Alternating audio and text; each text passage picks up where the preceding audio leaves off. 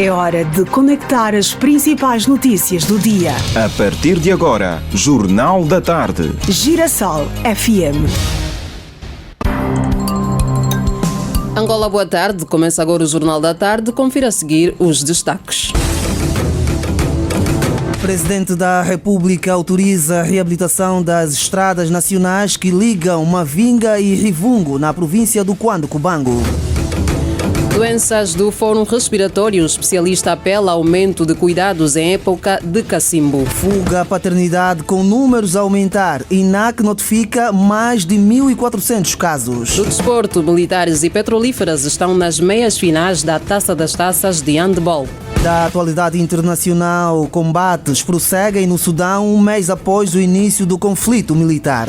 Jornal da Tarde, edição de terça-feira, 16 de abril de 2023. Garante a técnica o Joel Anselmo. A edição e a apresentação é de Fernanda Gonga e Simão João. Estamos a apresentar Jornal da Tarde, aqui na Girassol FM. 12h01. Sua segurança, sua saúde e serviços. Agora, notícias de sociedade. Outra vez, boa tarde. Os alunos da escola do primeiro ciclo do ensino secundário Ferraz Mbomboco, no Ambo, vão doravante ver reduzidas longas distâncias que percorriam para chegar à escola. Trata-se da doação de um mini autocarro de 30 lugares entregue pela Embaixada do Japão em Angola. Com este gesto, segundo o diretor da escola, Francisco Augusto, a locomoção dos alunos estará assegurada. Nós estamos muito satisfeitos com a recepção do autocarro pela Embaixada do Japão em Angola e vai, na verdade, resolver a grande dificuldade que temos estado a ter com a locomoção dos estudantes que vivem muito mais distante da instituição. Tem estado a chegar atrasado. Acreditamos que com esse meio vai, de facto, resolver esse grande problema. Francisco Augusto garante que as despesas de manutenção do meio de transporte será da inteira responsabilidade do governo local. A instituição conta com 2.764 estudantes e, na verdade, nós funcionamos em 3 períodos, período de manhã, tarde e noite. O governo do Japão doa este autocarro para a mobilidade dos estudantes de casa para a escola e de escola para casa. O compromisso que se tem com o governo do Japão é de que, do lado deles, de facto, doaram o autocarro e do lado do governo tem a questão da manutenção e outros elementos que têm a ver com a manutenção do autocarro. E o vice-governador para os Serviços Técnicos e Infraestruturas no Ambo, Eumano Inácio, disse que a doação do mini autocarro faz parte de um estudo desenvolvido pela Embaixada do Japão numa parceria com o governo local. É sempre um sentimento de satisfação. Na verdade, é um projeto do governo do Japão por via da Embaixada, que tem estado a ajudar na mobilidade dos alunos. E desta vez beneficiou o Colégio Ferraz Mbomboco e, como é óbvio, o que solicitamos é que a escola cuide muito bem do MEI para projetos parecidos ou análogos acontecerem com alguma regularidade, porque ajuda sob maneira os estudantes. Esse colégio, como sabem, fica na região do São Pedro, tem alunos que vivem inclusive na centralidade do Luçambo, distâncias consideráveis aí de 5 ou 6 quilómetros até atingir o local do exercício académico. Palavras do vice-governador para os Serviços Técnicos e Infraestruturas no Ambo, Eumano Inácio. Embaixada do Japão em Angola doou um mini autocarro de 30 lugares à escola do primeiro ciclo do ensino secundário Ferraz Mbomboco, no Ambo. Essa é uma matéria assinada por Domingos Ndandula, correspondente da Rede Girassol nas terras do Planalto Central. Seguimos. Algumas famílias em Luanda vivem o drama do abandono familiar. Só para se ter em conta, do primeiro trimestre do ano em curso, o Instituto Nacional da Criança notificou um total de 1.446 casos de fuga à paternidade que envolve mais de uma criança. Mais dados com a Brígida Icala. A unidade familiar é considerada como base fundamental da sociedade. Irmelinda Quetus, de 43 anos, foi abandonada pelo marido há 2 anos com 9 filhos numa residência de Chapa, no bairro Zango 1, município de Viana. Foram 17 anos de convivência. Hoje, Irmelinda enfrenta muitas dificuldades para sustentar os filhos. Se tem biscate, vai fazer biscate para dar sustento às crianças. Se aparece biscato, se não aparece, às vezes as minhas filhas, daquele bocado que conseguem, também me ajudam um bocadinho. Senão, aqui a vida para mim é difícil mesmo. Falta de dinheiro, não tenho dinheiro para meter as crianças na escola, para aqui tudo é pagar. O que eu consigo, só dá mesmo para comida. E para doença também, às vezes, se a pessoa tem, se não tem, é bater as portas nas famílias, essa família vê se ajuda. No bairro, a realidade é vivida por outras famílias que falaram por anonimato. Elas contam na primeira pessoa as dificuldades no dia a dia. Meu pai não trabalha, somos 6 em casa. A minha mãe diz que o meu irmão acabou por nos deixar, ela não se encontra em nossa casa. E nós ficamos com meu pai. Meu pai vai fazer mesmo biscato, o que conseguir vai nos dar, se não tiver o que eu ter, vou dar. Tenho 14 filhos. Esses filhos não estudam por falta de pagar a propina, não tenho a possibilidade de dar. Separada de 2015, o pai não apoia as crianças, não quer saber dos estudantes, não consigo falar. O sofrimento mesmo é demais. Se não lavar os filhos, não comem. Biscoito daqui é só 2.000, nem sempre. Fica aí uma semana, 2 semanas, não conseguimos fazer mesmo nada. Sem família, tem um filho que já fuma, já não para em casa, vive na casa dos amigos. Para a diretora-geral adjunta do Instituto Nacional da Criança, INAC, Elisa Gurgel, os casos de fuga à paternidade é uma das consequências da desestruturação familiar.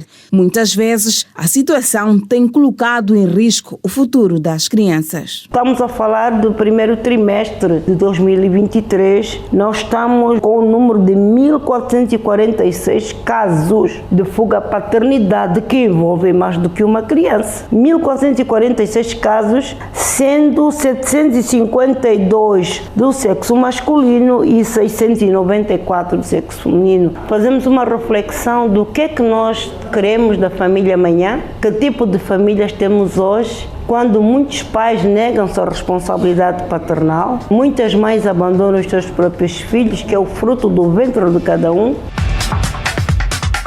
Aqui o trabalho da repórter Brígida Icala e o drama do abandono familiar que se vive em alguns lares.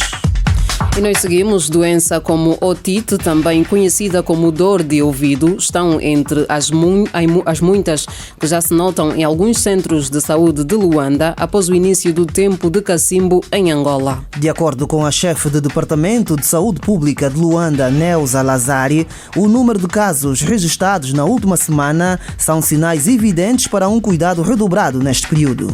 O número de casos de doenças respiratórias agudas vão se aumentando nesta época. Fazem também uma enchente a nível das nossas unidades sanitárias. Por exemplo, na semana de segunda até domingo foram registrados a nível da província cerca de 2.300 casos de doenças respiratórias agudas, mas ainda assim a malária a liderar com cerca de 23.000 casos e 32 óbitos, seguidas das doenças diarreicas agudas, que também são propícias para a época que nós estamos a terminar agora, que é a época chuvosa.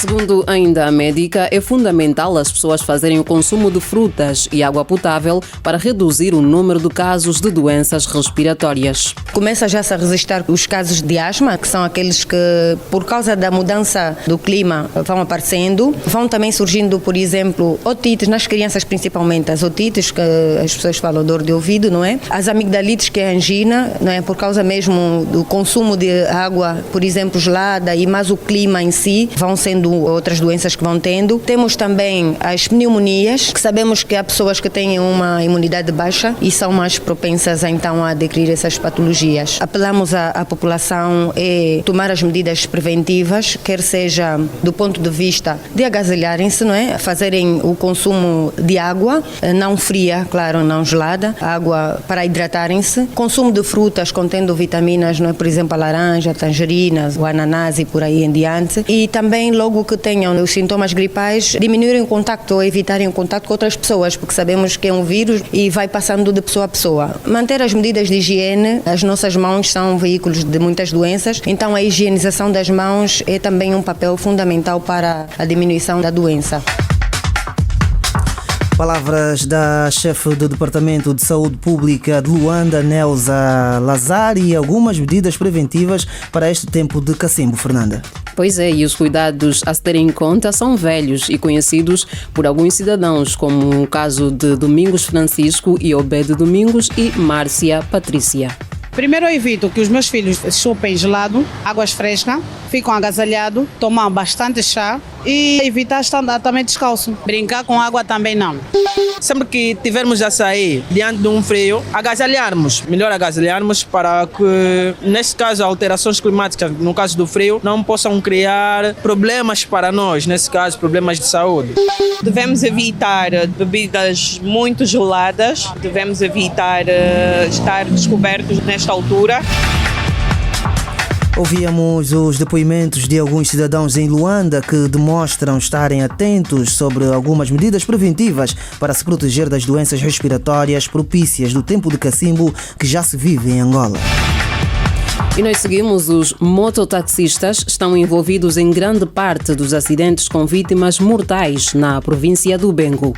É verdade, o dado foi avançado pelo subcomissário da Polícia Nacional no Bengo, comandante José Amaro Franco, durante um encontro mantido com taxistas e mototaxistas na manhã de hoje na cidade de Cachito. Em 100 acidentes, sem exageros, 97 vão a óbitos em que há envolvidos motoqueiros. Porque isso por muito da nossa ignorância em termos de respeitar o que é de código de estrada. Se diz que os senhores têm que usar capacetes, não é porque a polícia quer que seja tudo bonito, não. É para a vossa proteção, é a vossa condição física mesmo. Tem que usar luvas, tem que usar joelheira, tem de usar joelheira. Porque são meios, quando os senhores, por alguma situação inopinada, apanham uma queda, logicamente que não se vão ferir. E o representante da Associação Nacional de Taxistas de Angola no Bengo, José João, reconheceu que o comportamento dos automobilistas não tem sido o melhor. Quando somos chamados para essas reuniões, para mais uma vez nos dando as orientações, é porque o comportamento não tem sido adequado. E o senhor comandante notou mais uma vez que nós estamos numa fase de libertinagem, não cumprindo aquilo que é a orientação que sempre muitas das vezes tem nos sido chamado. Então vai se dar mais um tempo para sensibilizar a mesma classe. Caso os meus motoqueiros ou os associados não obedeçam, então, conforme já se disse, estaremos a ver a mão dura da Polícia Nacional. A presidente da Associação dos Mototaxistas no Bengo, Aida Manuel, falou que o encontro foi proveitoso e garantiu que a mensagem será partilhada. Nós temos controlado 5.000 mototaxistas dentro da Associação de Mototaxi do Bengo. Para este encontro, eu digo que é muito benéfico porque com essas orientações que nós vamos recebendo, vamos também poder levar para os nossos associados para que eles levem mesmo com muita responsabilidade as orientações que nós vamos levar aqui. Palavras da presidente da Associação dos Mototaxistas no Bengo, Aida Manuel. Os mototaxistas estão envolvidos em grande parte dos acidentes com vítimas mortais. E, Fernanda, seguimos até a província de Malange, onde registrou-se durante o mês de abril uma média de 188 crimes. Pois é, de acordo com o delegado do Ministério do Interior e porta-voz da polícia naquela província, Junqueira António, os abusos sexuais e as agressões físicas estiveram em destaque. A situação de segurança pública na província de Malange é caracterizada por uma relativa tranquilidade. As cifras criminais durante o período, no caso do mês de abril do ano em curso, situam-se na ordem de 6,5 crimes por dia. E as tipicidades criminais destacam-se aqui os abusos e agressões sexuais, os homicídios, as ofensas graves à integridade física, muitos deles com recursos a objetos contundentes, corpo perfurantes, entre facas, katanas, fragmentos de garrafa, pedras e paus, posse, uso e venda de cannabis sativa, vulgo lhamba, assim também como furtos e roubos, na sua maioria domésticos.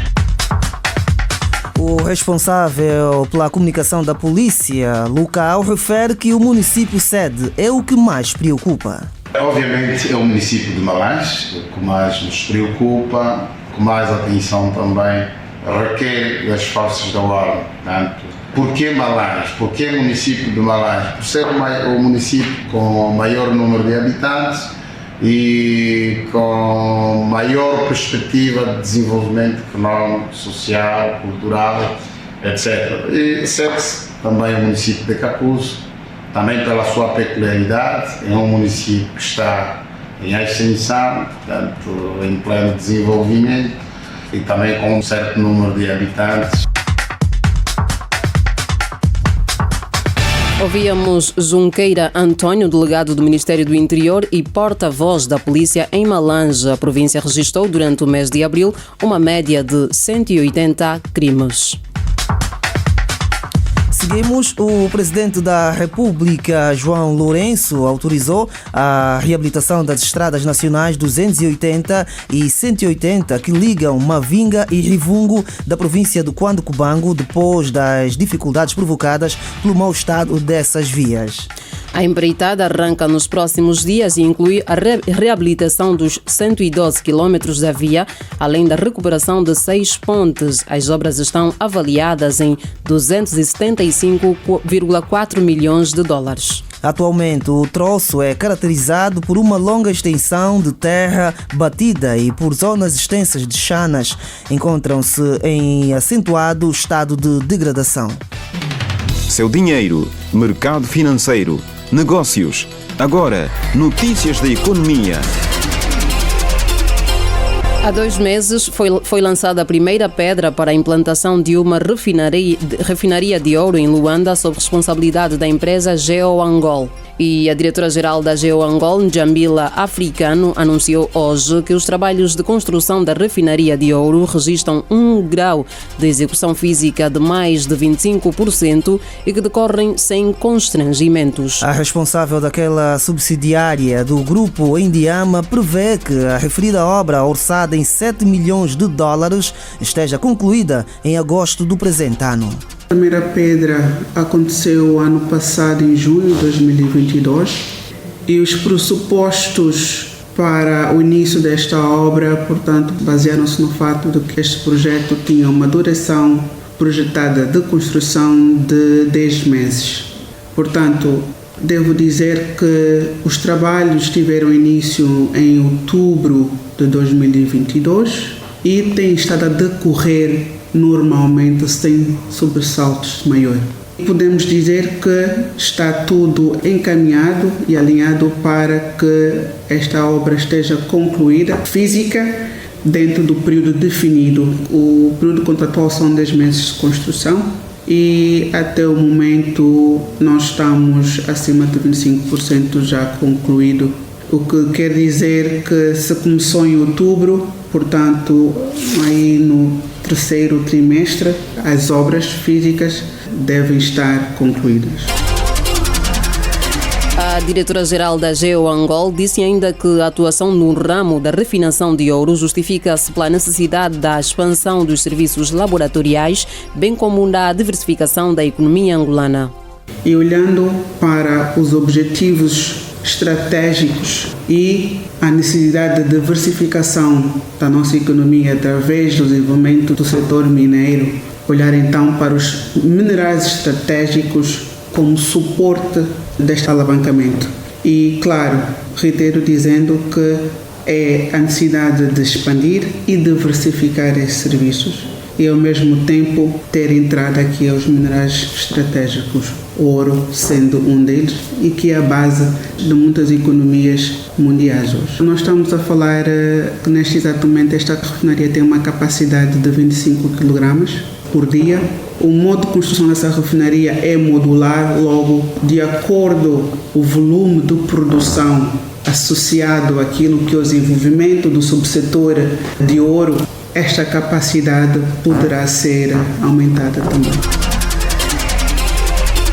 O subsetor do ouro em Angola conta com um investimento cifrado em 62,9 milhões de dólares, com 48,6 milhões empregos na exploração e 14,3 milhões na prospecção. Agora, política de Angola e do mundo. 12h19. O presidente da República, João Lourenço, encontra-se no Reino de Espanha em visita privada de alguns dias. O chefe de Estado deixou Luanda nesta segunda-feira à noite e no aeroporto recebeu cumprimentos de despedida da vice-presidente da República, Esperança da Costa, dos ministros de Estado e de outros membros do Executivo. E nós seguimos. A proposta de Lei Geral do Trabalho está pronta desde segunda-feira para a votação na globalidade, a decorrer no dia 25 deste mês, após vários dias de discussões na especialidade que permitiram aprimorar a natureza sistemática de coerência jurídica e lógica gramatical. A proposta de Lei Geral do Trabalho acolheu todas aquelas alterações substanciais no que diz respeito a licenças disciplinares, remuneração, normas sobre segurança, saúde e higiene no trabalho, bem como fundamentos para despedimentos disciplinares dos trabalhadores. A proposta de lei prevê um período de 3 meses de licença de maternidade com remuneração e adicionado mais 4 semanas, opcional por parte da trabalhadora, mas sem remuneração. Sobre a licença paternal, uma das matérias que sofreu alteração profunda, os pais vão continuar a ter uma licença de 24 horas, ou seja, um dia remunerável. Todavia, os que quiserem, continuou, vão poder gozar de mais 7 dias úteis não remunerados. Quanto aos menores, também não houve alterações. Nos termos da legislação atual, Lei 7/15, é possível que os menores entre 14 e os 18 anos possam prestar trabalho. Porém, a prestação de trabalho pelos menores está sujeita a maiores restrições, quer no horário, uma vez que não se pode privar o menor da possibilidade de continuar a estudar, quer nas restrições em relação ao período e na natureza do trabalho. Momento Angola Cultural. Seguimos quando o relógio marca 12 horas e 22 minutos. As autoridades culturais e governamentais da província do Zaire defendem uma maior atenção aos símbolos culturais de Mbanza Congo. Toda a história com a jornalista Manuela Costa. Antes era apenas a capital do Reino do Congo, mas hoje é referência histórica mundial. Columbimbi, como foi assim denominada, é dos símbolos mais importantes da cultura local e não só. Um lugar que, segundo o Guia Avelino, foi elevado a Património Cultural da Humanidade pela Organização das Nações Unidas para a Educação, Ciência e Cultura, UNESCO, em 2017. É a primeira igreja construída no sul do Equador em 1491. Está bem conservada, valorizamos porque sempre temos aqui receber os visitantes, turistas, investigadores e também em questões do portal. Este bem que é denominado Columbimbi é o portal do Centro Histórico de Mbanza Congo, aquilo que espelha a história mundial. Perto do local está também o cemitério de 12 reis do Congo. Cada corpo é sepultado de acordo com o seu histórico de vida, como explica esta senhora. Também Mansungani, sou guia no Museu dos Reis do Congo. São os campas dos regentes, são os secretários dos reis. Temos campa dos reis que foram enterrados, mas esses todos os reis que foram enterrados são os reis cristãos. Não é todos os reis do Reino do Congo que foram enterrados. Com mais de 400 anos, as ruínas da Catedral Columbimbi continuam a ser uma das principais atrações turísticas de quem visita a capital Mbanza Congo. E por este lugar, as turistas prestam muita atenção porque essa é a primeira igreja que foi construída em sul do Equador e a entrada de cristianismo no Reino do Congo. A partir dessa igreja, a Catedral de São Salvador, antigamente se chamava assim. Hoje em dia chama-se Columbimbi. A árvore Yalancu é outra grande atração. Sua história interessante desperta curiosidade.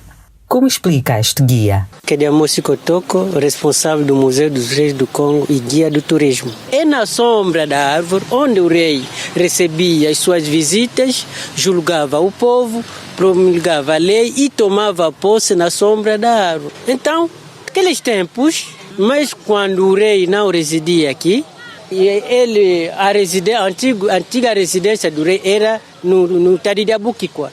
Mas, de manhã cedo, deve fazer a ronda da árvore, só para constatar, se não caiu um galho. se encontrar um galo, aquilo trazia desgraça no reino. Se não morre o rei, morre um do seu elenco. Ou, se o reino está em guerra, significa que as tropas estão a ter uma derrota. E também, aquilo anuncia a presença de uma epidemia na região. Então, para impedir que nada de mal possa acontecer, se realizava o ritual que nós chamamos de Congolembo. Mas não é só isso. Para que o turismo tenha desenvolvimento nessas terras, é necessário a aposta do empresariado. É o que aponta o governador da província do Zaire, Adriano Mendes de Carvalho. É um grande património que Angola tem. Temos que tirar aproveitamento disso.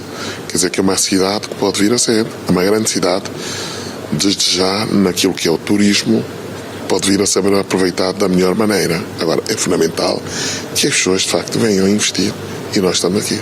Temos energia, temos paisagens bonitas, temos um turismo bastante amável, temos praias amáveis, temos terras aráveis, temos petróleo, temos tudo um bocado, por isso estamos em aberto desde que as pessoas queiram cá vir fazer investimento.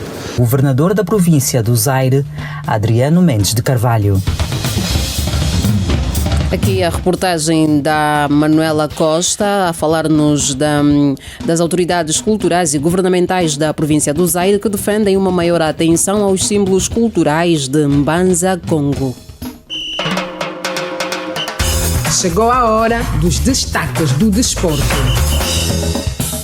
O 1º de agosto está nas meias finais da Taça das Taças Africana de Handball Sénior Feminino após vencer o Sporting do Egito por 27-20. As agostinas vão medir forças agora com o Otoho do Congo. E o Petro de Luanda também avançou para as meias finais da competição, derrotando o Habitat do Côte d'Ivoire por 33-22. As petrolíferas enfrentam o Al-Ahly do Egito, equipa anfitriã. Em caso de vitórias, o título será discutido pelas duas equipas angolanas. Outras notas: a Semila procura inverter desvantagem na Liga dos Campeões. Senegal e Marrocos discutem título africano em sub-17. Mais desporto é daqui a pouco no Grande Jogada. And now, the news. O mundo em notícias. Um mundo em notícias. Na atualidade internacional, destacamos que os bombardeamentos e confrontos entre o exército sudanês e o grupo paramilitar Forças de Apoio Rápido prosseguiram nesta segunda-feira em Khartoum, capital do país, e nos arredores um mês após o início do conflito militar, que já matou mais de 675 pessoas. Os detalhes da informação com Mandela Silva. Mandela, boa tarde. Os bombardeamentos tiveram lugar em zonas a sul e a norte da capital, bem como a leste do Nilo, contra posições paramilitares que têm vindo a bombardear o exército desde 15 de abril. Os residentes afirmaram ainda que vários projéteis caíram perto do hospital Shark al-Nil, um dos vários centros médicos que foram desalojados à força pelos paramilitares para os utilizar como forma de proteção contra os bombardeamentos do exército após a destruição dos seus campos em Khartoum.